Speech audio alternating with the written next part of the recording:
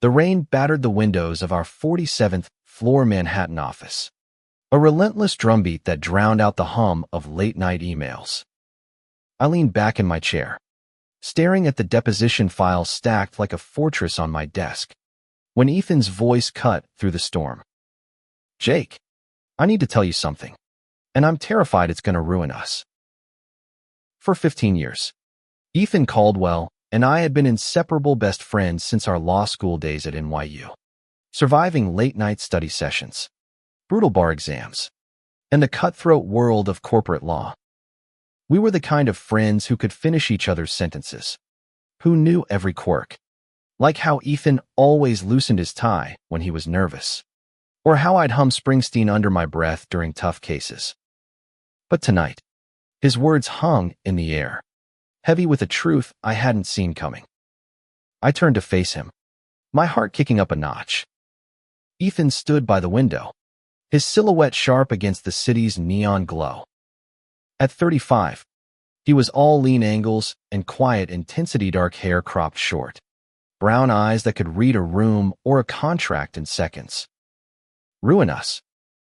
I asked, my voice steadier than I felt. "Ethan, we've survived bad sushi, worse clients, and that one time you tried to dance at karaoke. What's bigger than that?" He didn't laugh. Instead, he crossed the room, stopping just short of my desk. His fingers fidgeted with the cuff of his tailored suit, a nervous tick I hadn't seen since our first courtroom appearance together. "Jake," he said, his voice low, "I've been in love with you for years. Maybe forever." The words hit like a gavel, sharp and final. My mind reeled, replaying a decade and a half of memorious late-night pizza runs. His hand on my shoulder after my dad's funeral. Our shared victory when we won our first big case. Ethan, my best friend, the guy who'd been my rock through every storm, was standing here, laying his heart bare. And I, 36, blonde, perpetually overthinking behind my glasses, had no idea how to respond. "Say something," he pleaded, his eyes searching mine.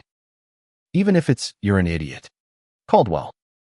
Just don't leave me hanging." I wanted to. God, I wanted to say something clever, something to ease the tension, but my throat felt tight, like the air had been sucked out of the room. "Ethan, I don't know what to say." My voice cracked, betraying the chaos in my chest. "You're my best friend. Your family.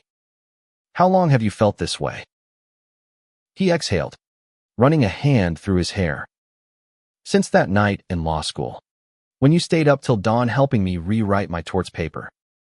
You were so damn stubborn, refusing to let me fail. I looked at you, and it was like I saw you for the first time. Not just Jake, my buddy, but you." I remembered that night as sprawled on the floor of his tiny apartment, surrounded by coffee cups and case law. I'd thought it was just friendship, the kind that runs so deep it's practically blood. But now, his confession was rewriting every moment we'd shared, casting them in a new light. Had I missed the signs? The way his smile lingered a little too long, the way he'd always find an excuse to be near me. "Ethan, I'm straight," I said finally, the words feeling like a betrayal even as they left my mouth. "You know that." I don't. "I know," he cut in, his voice gentle but firm. "I've always known. That's why I never said anything. But working with you every day, pretending it's just friendship, it's killing me. Jake, I had to tell you, even if it means losing you." The room spun. Losing him. The thought was unbearable.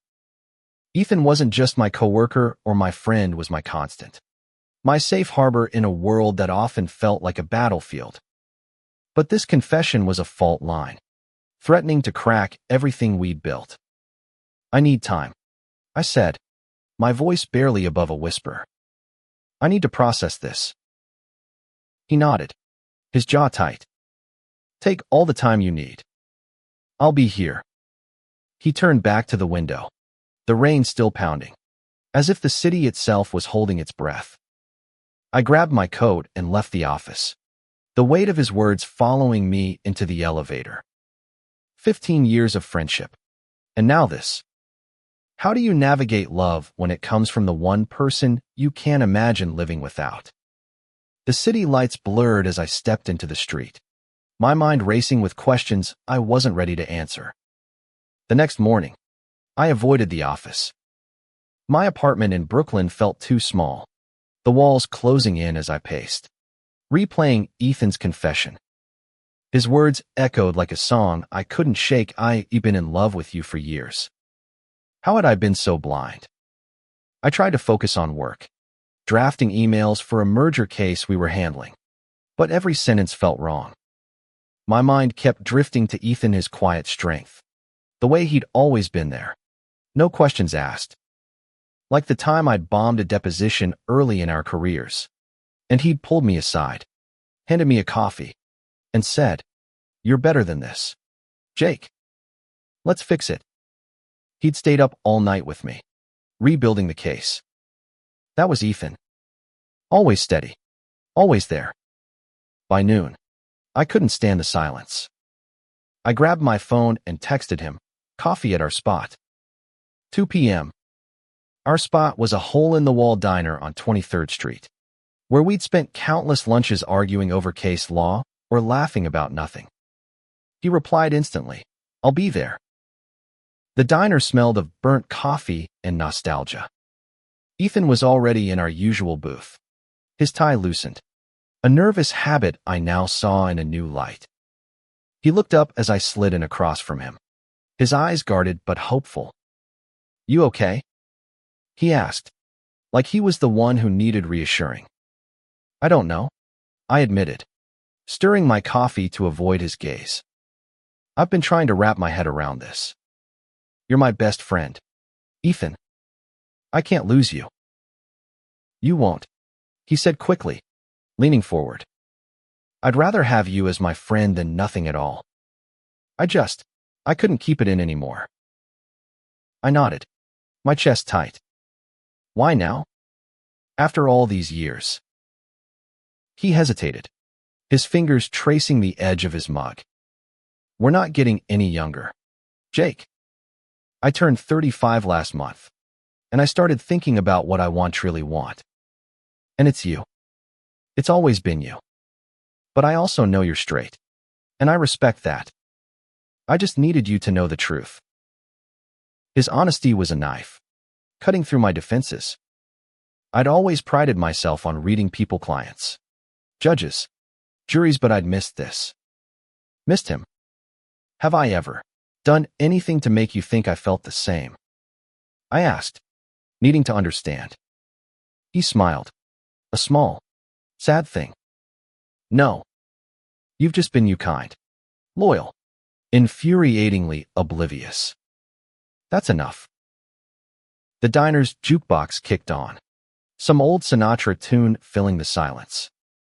I wanted to say something to fix this, to keep our friendship intact, but every word felt inadequate. "I need to figure out what this means for me," I said finally. "Not just for us, but for me." "Take your time," he said, echoing his words from last night.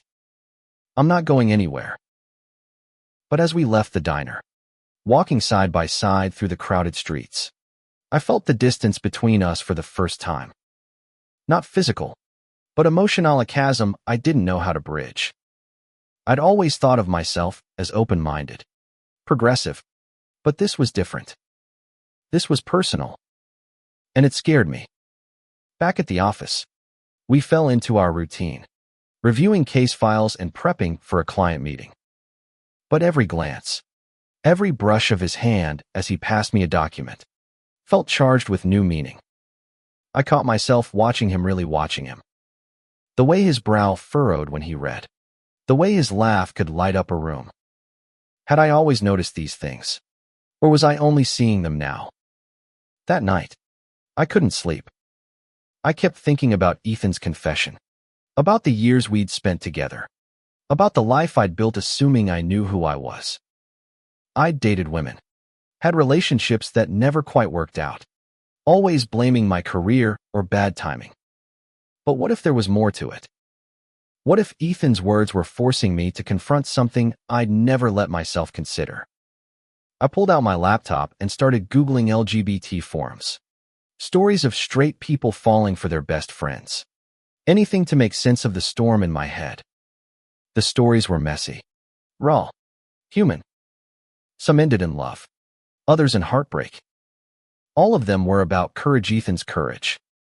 And I wondered if I had any of my own. The next week was a blur of court hearings and client dinners. But Ethan's confession was a constant undercurrent, pulling at me. We kept things professional, but there was a new tension in our silences, a weight to every interaction. I hated it. I missed the ease of our friendship, the way we could talk about anything without fear. On Friday, we were stuck in a conference room, prepping for a high-stakes deposition. Ethan was pacing, his usual calm fraying as he grilled me on witness questions.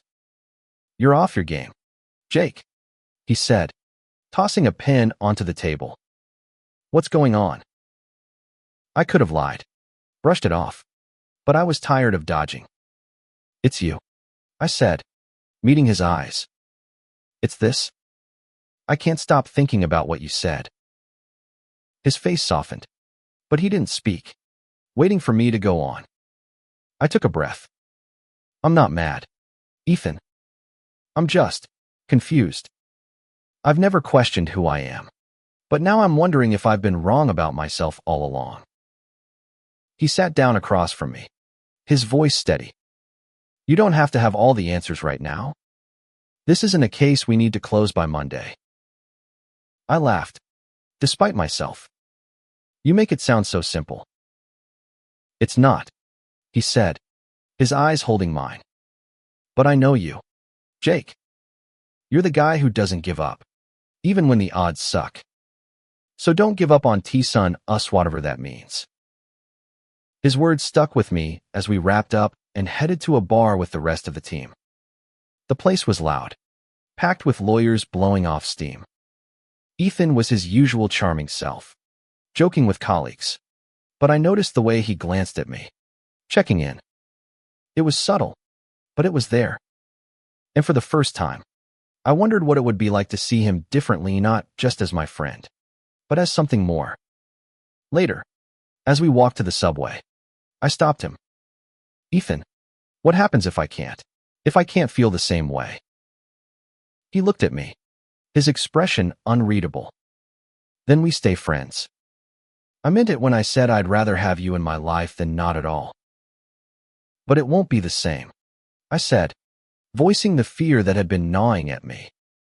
"No," he admitted, "but it'll be worth it." The weekend came, and I went to visit my sister, Sarah, in Connecticut. She was the only person I could talk to about this, the only one who'd call me out without judgment. Over coffee in her kitchen, I spilled everything: Ethan's confession, my confusion, the fear of losing him. Sarah listened, her eyes narrowing as she processed. "Jake, you're overthinking this. Do you care about him?" "Of course," I said, almost offended. "He's my best friend." "Then start there," she said. "You don't have to label it. Just be honest with yourself about what you feel." Her words echoed Ethan's, and I realized they were both right. I was so caught up in what this meant for my identity that I wasn't letting myself feel. But feeling meant risk of hurting Ethan, risk of changing everything. Back in the city, I invited Ethan to my place for dinner. Nothing fancy, just takeout and beer, like old times. But as we sat on my couch, laughing over a bad case from our rookie days, I felt a shift. His presence, once so familiar, now sparked something nawa warmth, a curiosity. I didn't know what it meant, but for the first time, I wanted to find out. Dinner at my place became a turning point. Ethan and I didn't talk about his confession directly, but the air between us was different charged, like we were both waiting for something to break. I caught myself noticing things I hadn't before. The way his laugh crinkled the corners of his eyes. The way his hand brushed mine when he passed me a beer. It wasn't attraction. Not yet. But it was something. Work kept us busy, but the tension followed us. We were prepping for a trial now. A corporate fraud case that had the firm on edge. Ethan and I were a team, as always. But every late night in the office felt like a test. I'd catch him watching me, his expression unreadable, and I'd wonder what he was thinking. Was he hoping I'd change my mind?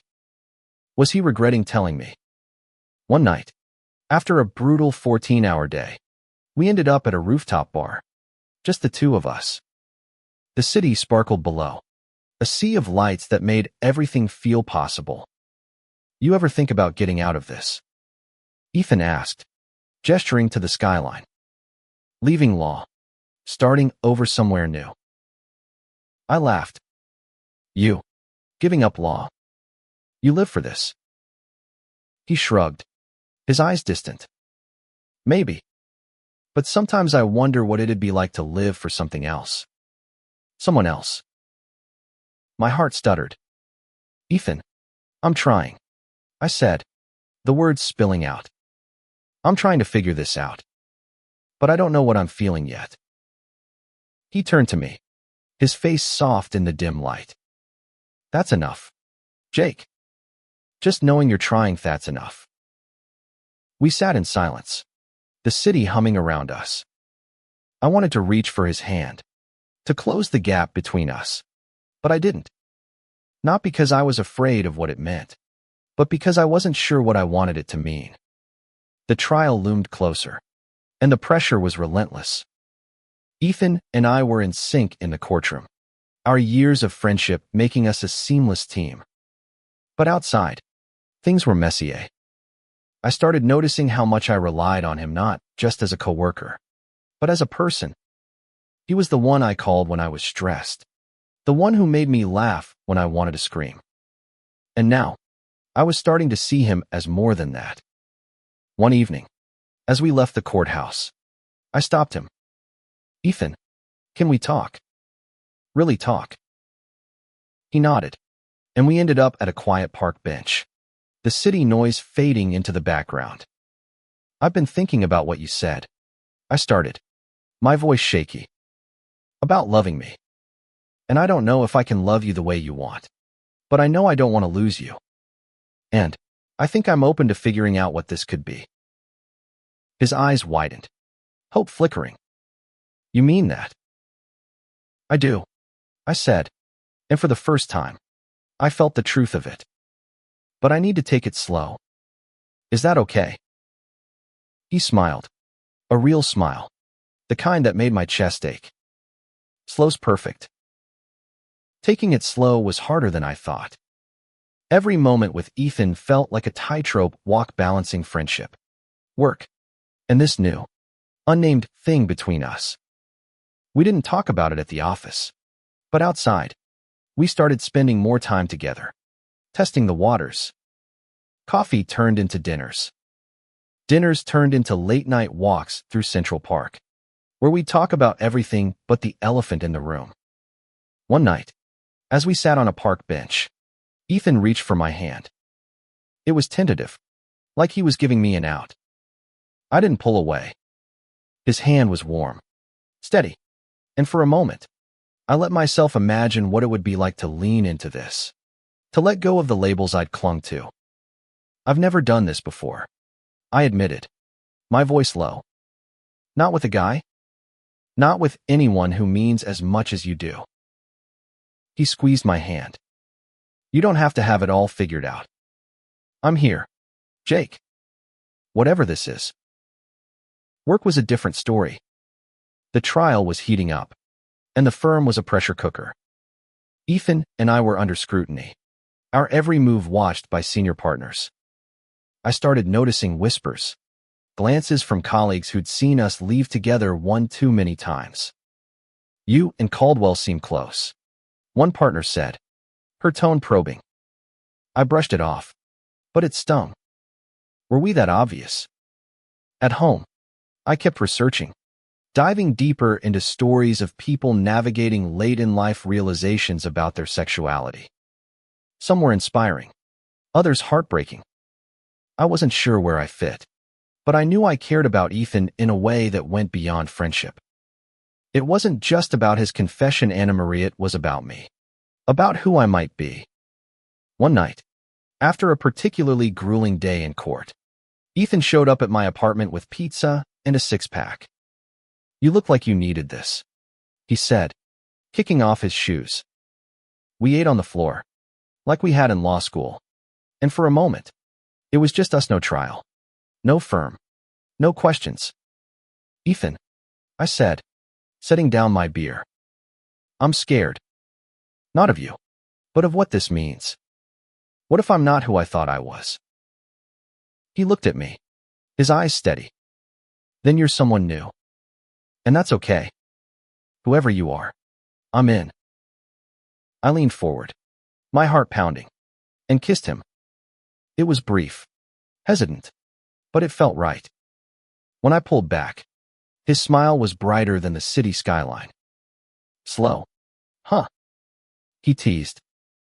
"Shut up," I laughed, my face burning. But inside, I was soaring. It wasn't an answer. Not yet. But it was a start. The kiss changed everything. It wasn't just a moment, it was a door opening, one I hadn't realized I'd been standing in front of.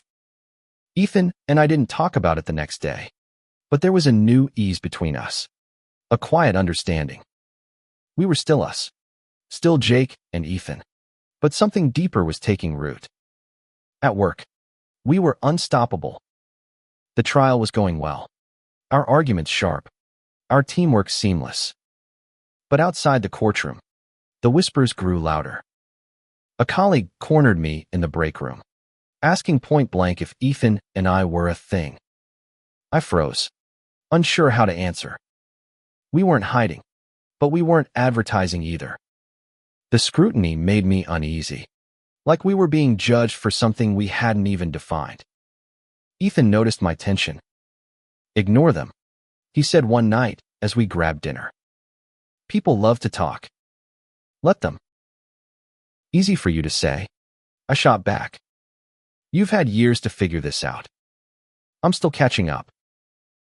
He reached across the table, his hand covering mine. "You're doing fine. Better than fine." But I wasn't so sure. The more I let myself feel for Ethan, the more I questioned everything.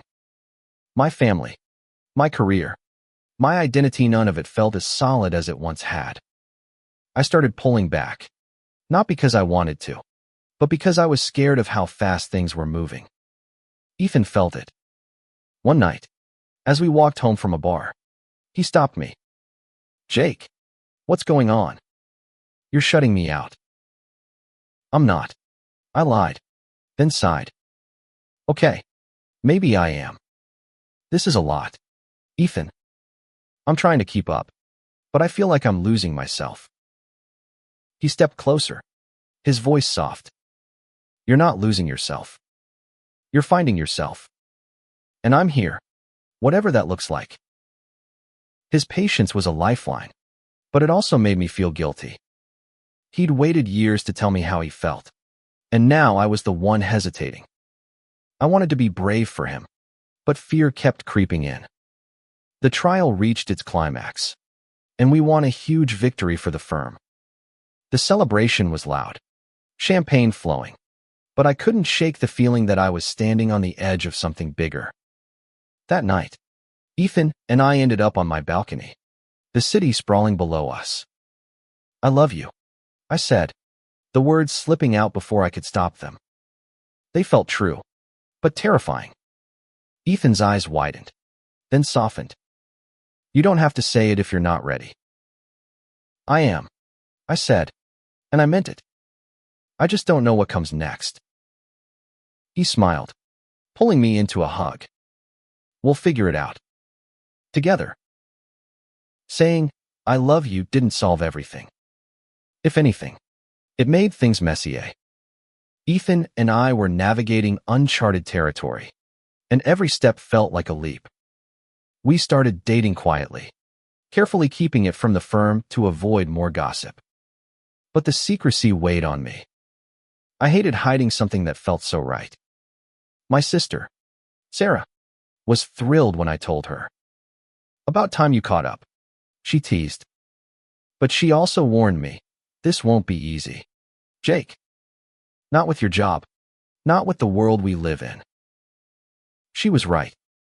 The firm was progressive on paper, but the legal world was still old school.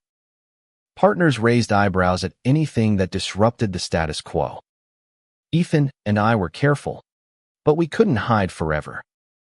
One day, a senior partner pulled me aside. "You and Caldwell are close," he said, his tone neutral but pointed. "Just make sure it doesn't affect your work." "It won't," I said, but his words lingered. I started wondering what this could cost us: promotions, respect, our place in the firm. Ethan brushed it off, but I could see the worry in his eyes too. Outside work, things were better. Ethan and I spent weekends exploring the city, rediscovering it through each other's eyes.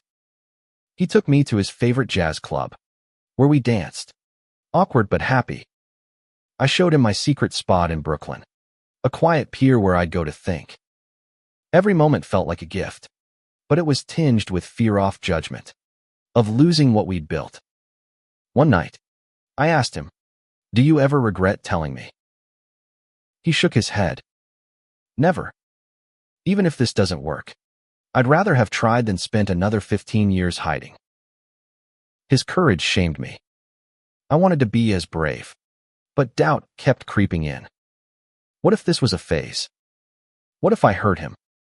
What if the world tore us apart? The firm's annual gala was the breaking point. We went as friends, but the tension between us was palpable. A colleague's offhand comment about keeping things professional pushed me over the edge. I grabbed Ethan's hand under the table, my heart racing. "I'm done hiding," I whispered. He squeezed my hand, his eyes shining. "You sure?" "No," I admitted. "But I'm sure about you." The gala was a blur of champagne and forced smiles, but holding Ethan's hand felt like a rebellion. We didn't make a scene, but we didn't hide either. By Monday, the whispers were a roar. Colleagues stared, partners asked pointed questions, and I felt the weight of every glance. But Ethan was steady, his presence anchoring me. We decided to be open about our relationship. Consequences be damned. The firm didn't fire us to much bad press, but the subtle slights piled up. Missed invites to client dinners. Fewer high-profile cases. Ethan took it in stride, but I struggled. I'd worked my whole life to get here, and now it felt like I was risking it all. One night, as we lay in bed, I voiced the fear that had been eating at me. What if this costs us everything? Ethan turned to me, his eyes fierce. "You're my everything, Jake. The rest is just noise." His words were a lifeline, but the noise was loud. My parents, when I told them, were supportive but confused. "We love Ethan," my mom said, "but this is unexpected." I couldn't blame them. It was unexpected for me too. Months passed, and we found a new rhythm. The firm adjusted, the whispers faded, and we carved out a life together. It wasn't perfect. There were fights, doubts, moments when I wondered if I was enough for him. But there were also mornings waking up to his smile, nights laughing over bad TV, and quiet moments when I knew I'd made the right choice. One evening, as we walked along the Hudson, Ethan stopped and pulled out a small box. "I don't care about labels," he said, his voice steady. "I just want you. Forever. Marry me, Jake." My heart stopped, then soared. "Yes," I said, pulling him into a kiss. The city sparkled around us, a witness to our love. Looking back, Ethan's confession didn't just change our friendship, it changed me. It taught me that love doesn't fit neatly into boxes. That courage means facing the unknown, and that the best things in life are worth fighting for. We'd been best friends for 15 years, but now we were more partners, lovers, a team. And as we planned our future, I knew one thing for sure: whatever came next, we'd face it together.